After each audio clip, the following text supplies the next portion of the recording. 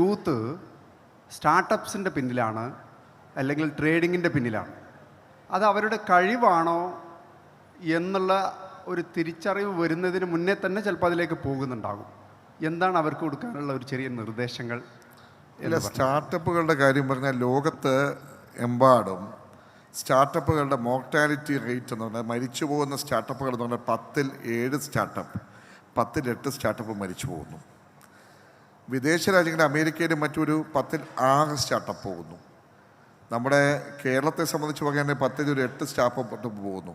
യഥാർത്ഥത്തിൽ പലപ്പോഴും എനിക്ക് തോന്നിയിട്ടുള്ള കാര്യം, ഒരു ഇൻഡസ്ട്രി സെക്രട്ടറി എന്ന നിലയിലും ഒരു ടെക്നോക്രാറ്റ് എന്ന നിലയിൽ എനിക്ക് തോന്നിയിട്ടുള്ളത്, യഥാർത്ഥത്തിൽ അതിൻ്റെ ശരിയും തെറ്റും ഗുണങ്ങളും ദോഷങ്ങളും മനസ്സിലാക്കിക്കൊണ്ടാണോ പോകുന്നത് എനിക്ക് എന്ന് സന്ദേഹം തോന്നാറുണ്ട്. അവിടെ പ്രധാനമായി വേണ്ടത് നമ്മുടെ അക്കാഡമിക് ഇൻസ്റ്റിറ്റ്യൂഷൻസിൽ കൂടുതലായിട്ട് ഇതിന് വേണ്ടുന്ന അവരെ കൈപിടിച്ച് മുന്നോട്ട് കൊണ്ടുപോകാനുള്ള ഇൻക്യുബേറ്റേഴ്സും സൗകര്യങ്ങളും വർദ്ധിക്കണം. രണ്ടാമതായിട്ട് പ്രോട്ടോടൈപ്പുകളും മറ്റും ഉണ്ടാക്കുമ്പോൾ അതിന് വ്യക്തമായിട്ടും നമ്മുടെ വ്യവസായ രംഗത്തുള്ളവർ, വാണിജ്യ രംഗത്തുള്ളവർ, അതായത് വ്യക്തമായി ജീവിതം കണ്ടവർ, ഈ ഉൽപ്പന്നങ്ങൾ കൈകാര്യം ചെയ്ത് പരിചയമുള്ളവർ, അവരുമായിട്ടുള്ള പാരസ്പര്യം, ഇൻട്രാക്ഷൻ കുറേ കൂടി വർദ്ധിക്കണം. എങ്കിൽ മാത്രമേ ഈ ചെറിയ ചെറിയ സംരംഭങ്ങൾ വിജയം കണ്ടെത്തുവാൻ സാധിക്കുകയുള്ളൂ. ഇവിടെ ഒരു തെറ്റിദ്ധാരണ വന്നിരിക്കുന്നത്, ഒരു സ്റ്റാർട്ടപ്പ് ഉണ്ടാക്കുക, അതൊരു യൂണിക്കോൺ കമ്പനിയാകുന്നു, ഉടൻ തന്നെ ആരെങ്കിലും വിലയ്ക്ക് വാങ്ങിക്കൊണ്ടുപോകുന്നു, ഒരുപാട് പണമുണ്ടാക്കാൻ സാധിക്കുന്നത്.